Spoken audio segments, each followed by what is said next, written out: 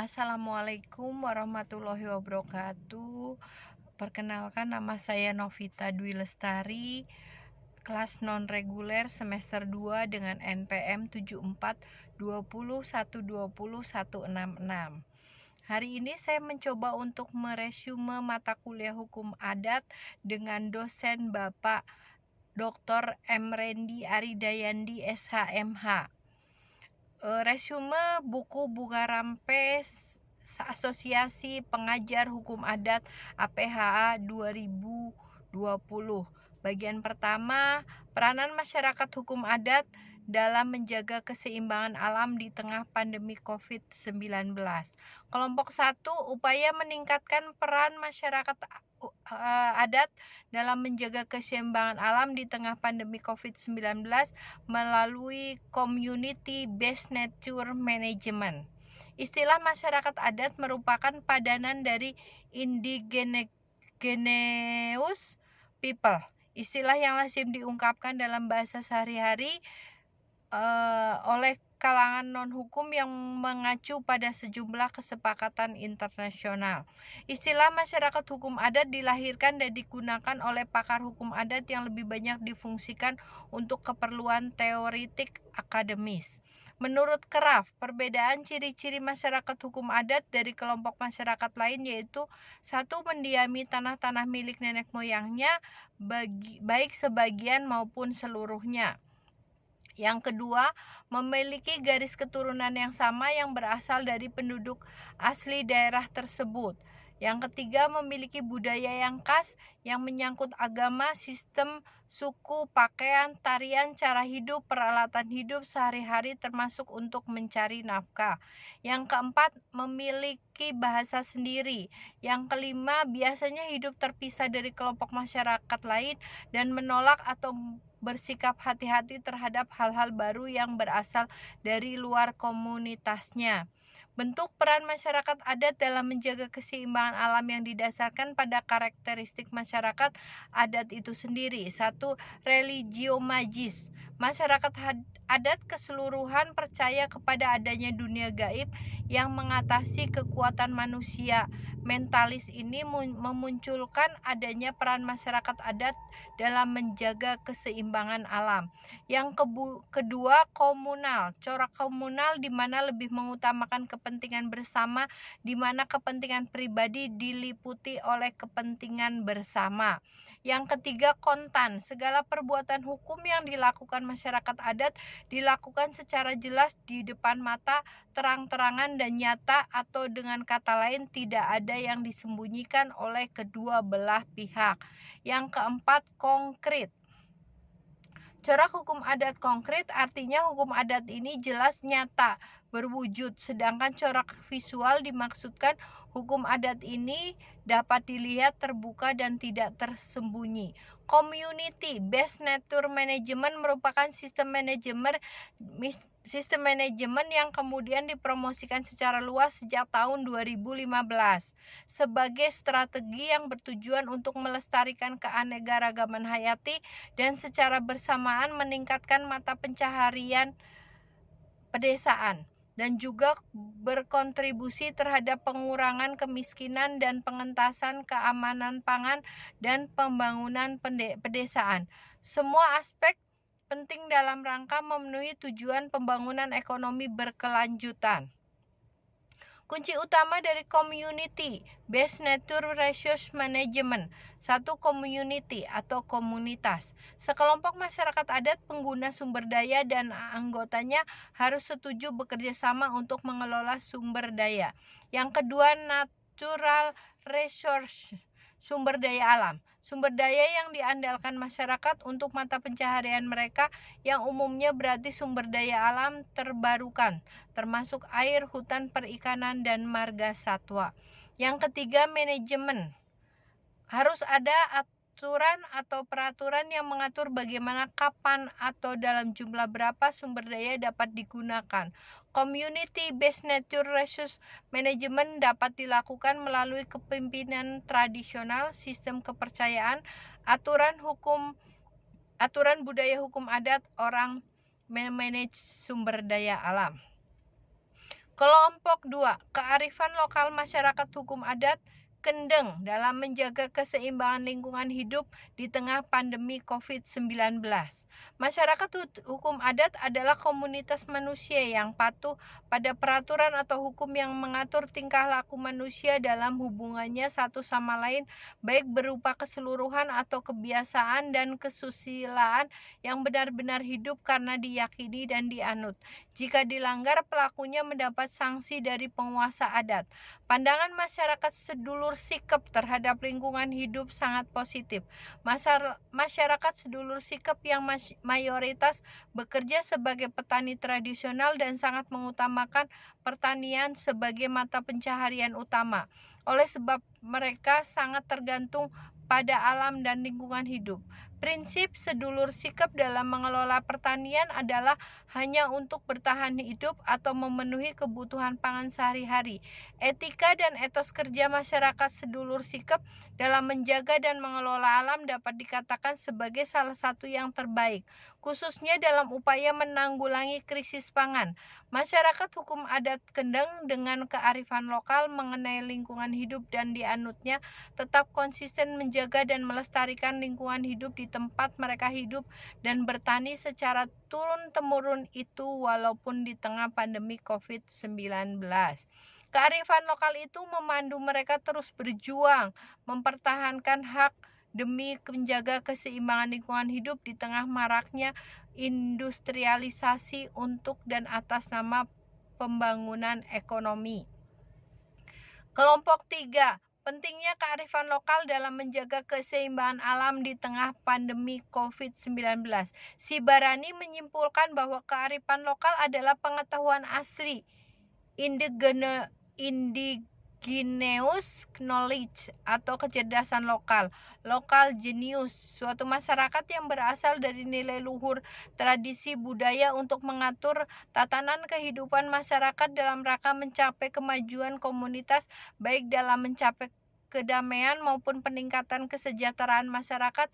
Adapun ciri-ciri kearifan lokal yakni mempunyai kemampuan mengendalikan, merupakan benteng untuk bertahan dari pengaruh budaya liar, mempunyai kemampuan untuk mengakomodasi budaya luar, mempunyai kemampuan memberi arah perkembangan budaya, mempunyai kemampuan mengintegrasikan atau menyatukan atau budaya luar dan budaya asli.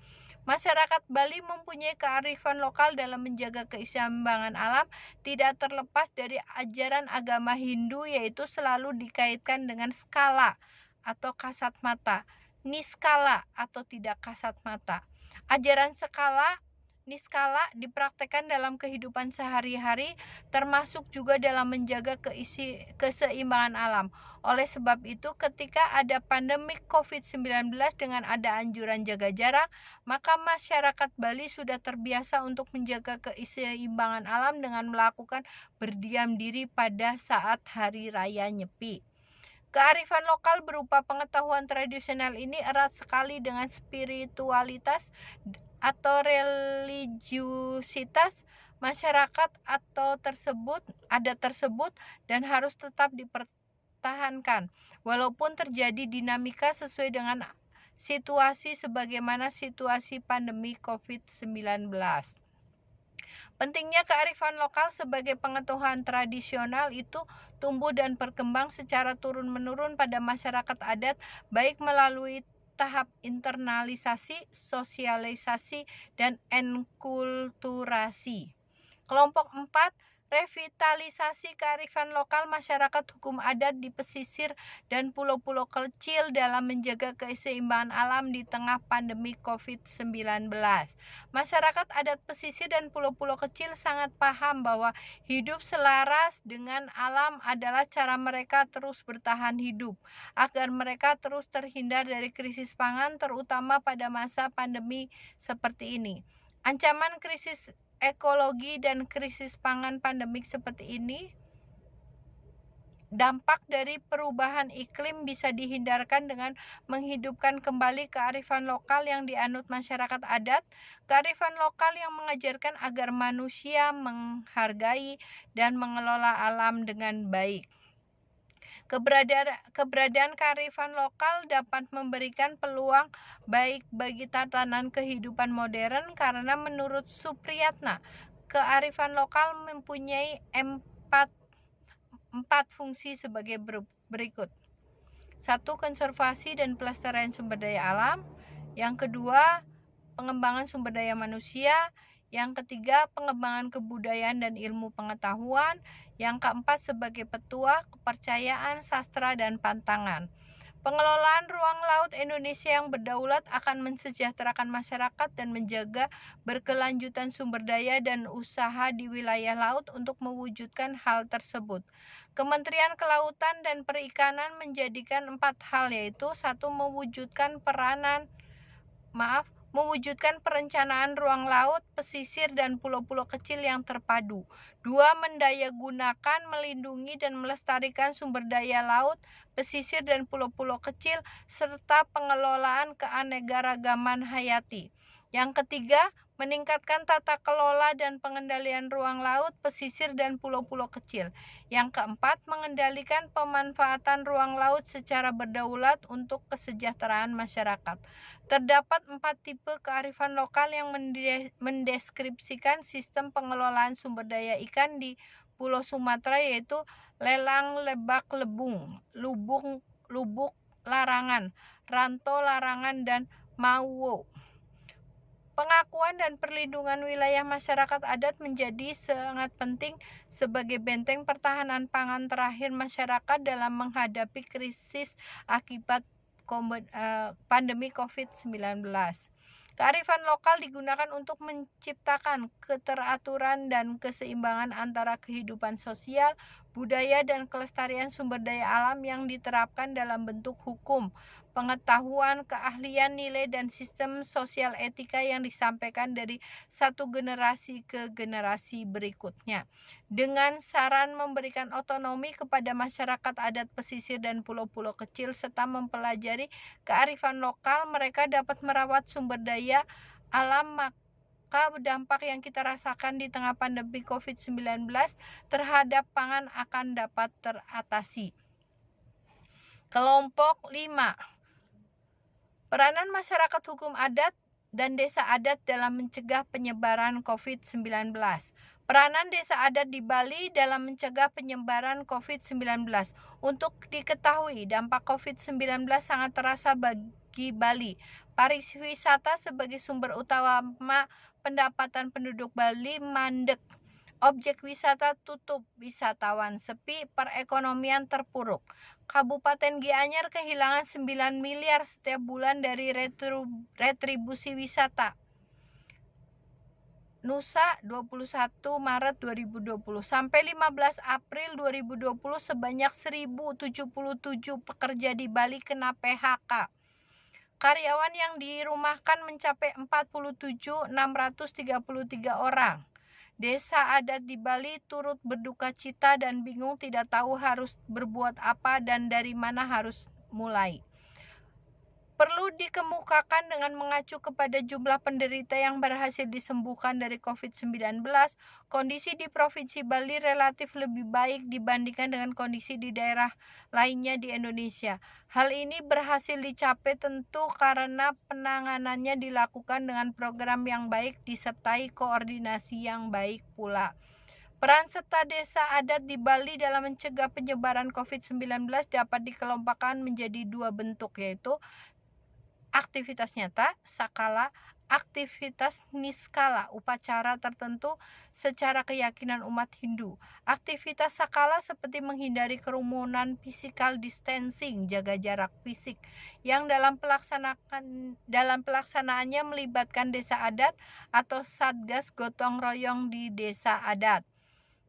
Memberikan bantuan sembako kepada warga desa adat dengan memanfaatkan dana sosial LPD yang pendistribusiannya juga melibatkan satgas gotong royong di desa adat. Aktivitas niskala berupa ngeneng-ngening, berdiam diri dengan hati yang jernih disertai nunas ica atau berdoa dilaksanakan serentak oleh seluruh warga 1493 desa adat di Bali pada tanggal 22 April 2020. Kelompok 6. Peranan masyarakat hukum adat di desa peranan masyarakat hukum adat di Nusa Tenggara Timur dalam mencegah penyebaran COVID-19. Salah satu dampak psikologis dari COVID-19 adalah cabin fever. Cabin fever adalah emosi atau perasaan sedih yang muncul akibat terlalu lama terisolasi di dalam rumah ataupun di tempat tertentu. Perasaan ini muncul akibat terputusnya seseorang dengan dunia luar. Di masa pandemi COVID-19 ini, masyarakat harus lebih waspada dengan fenomena cabin fever. Hal ini disebabkan oleh kebijakan PSBB tanpa batas waktu pasti. Pemerintah wajib memperhatikan gejala psikologi masa ini. Jika hal ini terjadi, sulit dikontrol. Cabin fever ini dapat dilihat dari gejala-gejalanya, yaitu mudah gelisah, melemahnya motivasi hidup, mudah tersinggung, mudah putus asa, sulit konsentrasi, tidak teratur, lemah, lesu, sulit percaya kepada orang sekitar, tidak sabaran, dan merasa sedih atau depresi untuk waktu yang lama. Peranan masyarakat hukum adat untuk mendukung kebijakan yang telah dilakukan oleh pemerintah tentu saja disesuaikan dengan pola pikir dan pola perilaku mereka. Pola pikir masyarakat hukum adat yang kosmologik, di mana mereka memandang diri mereka sebagai bagian dari alam. Ketika alam ini rusak dan mengalami gangguan, maka masyarakat hukum adat akan berupaya untuk mengembalikan situasi itu agar kembali selaras, serasi, seimbang, atau yang dikenal dengan istilah harmoni. Upaya itu adalah 1. Magis religius, yang kedua kearifan lokal, yang ketiga peranan dan wibawa kepala suku. Kemudian kelompok 7, peranan kepemimpinan masyarakat adat Papua. Sistem kepemimpinan yang ada pada suku bangsa Papua terdiri di 4 sistem kepemimpinan politik, yaitu sistem Big Man atau pria berwibawa, sistem Ondovi, sistem kerajaan, dan sistem campuran. Provinsi Papua Barat terdiri atas 12 kabupaten dan 1 kota dengan jumlah penduduk pada tahun 2019 sebanyak 963.600 orang. Dan jumlah tersebut, masyarakat adat asli Papua diperkirakan 60% dari jumlah penduduk Papua Barat. Masyarakat hukum adat di Papua Barat terdiri dari suku-suku asli Papua di wilayah adat Doberai, wilayah adat Bomberai, dan wilayah adat Saireri, Provinsi Papua Barat. Ada berbagai kearifan lokal yang untuk penanggulangan penyakit menular. Sebagai contoh, 1. Pada masyarakat Arfak Hatam mengenal karantina di Jambi. Yang kedua, daun sirih dan daun jeruk nipis pada masyarakat Banua Lemo di Sulawesi Selatan. Daun sirih dan jeruk nipis diracik menjadi cairan desinfektan dan dikerjakan oleh perempuan secara bersama-sama. 3. Daun serai, kunyit, jahe merah, jahe putih, lada hitam, dan gula. Pada masyarakat Tanimbar di Maluku Tenggara, Jawa, dan daerah lainnya untuk mengobati penyakit sejenis flu, untuk batuk, menggunakan tumbuh-tumbuhan tersebut dengan cara diiris kecil, kemudian direbus dengan gula merah, kemudian diminum, pasti menghangatkan dan menyehatkan. Dan di era pandemi COVID-19 ini, tumbuh-tumbuhan tersebut semakin langka dan mahal karena habis di pasar dan di kebun. 4. Ritual adat. 5. Harus tua adat turun di Woma untuk sop hukum sebagai ritual tertinggi di Kei yang terdiri dari atas 4 komponen. 1. Taflurnu, bikin sirih pinang untuk leluhur. 2. Berdoa untuk Allah. Sub hukum adat, hubungan dengan Larbur Ngabal. Kowining, artinya ada makhluk yang tidak terlihat yang nanti membelokkan penyakit. Peran dan kontribusi masyarakat hukum adat guna penanggulangan pandemi COVID-19 yang sedang melanda dunia Indonesia dan Papua Barat, maka yang harus dilakukan oleh masyarakat hukum adat dengan dorongan pemerintah adalah: 1. Pemimpin masyarakat hukum adat wajib membuka akses atau ruang bagi berbagai pihak yang berkepentingan dan memiliki otoritas untuk mensosialisasikan berbagai kebijakan berkenaan dengan penanggulangan COVID-19. 2. Berbagai kearifan lokal yang berkontribusi bagi upaya preventif penanggulangan COVID-19 perlu terus dilakukan oleh masyarakat hukum adat, dikombinasikan dengan kebijakan social distancing dan lain-lain. Yang ketiga, masyarakat hukum adat didorong terus untuk mengadakan dan menyediakan pangan lokal yang ada di lingkungan masyarakat hukum adat dalam rangka mengantisipasi kelangkaan pangan pada masa pandemi COVID-19 ini. Selanjutnya, kelompok 8, peranan masyarakat hukum adat di Maluku Utara dalam mencegah penyebaran COVID-19. Dalam konteks Maluku Utara, masyarakat hukum adat memiliki karakteristik yang sesungguhnya menunjukkan jati diri mereka baik secara internal maupun secara eksternal, yang mereka bisa dapat menunjukkan kepada elemen-elemen lain, terutama kepada pemerintah dalam semua tingkatan di Maluku Utara. Karakteristik tersebut seperti hidup secara berkelompok tapi tidak berkerumun, sangat bersahabat dengan alam, bergantung pada aliran sungai atau air mengalir, sangat menghormati para leluhur. Yang kelima, melakukan ritual yang sesuai dengan perintah leluhur atau menolak bala. Yang terakhir, tidak merusak alam.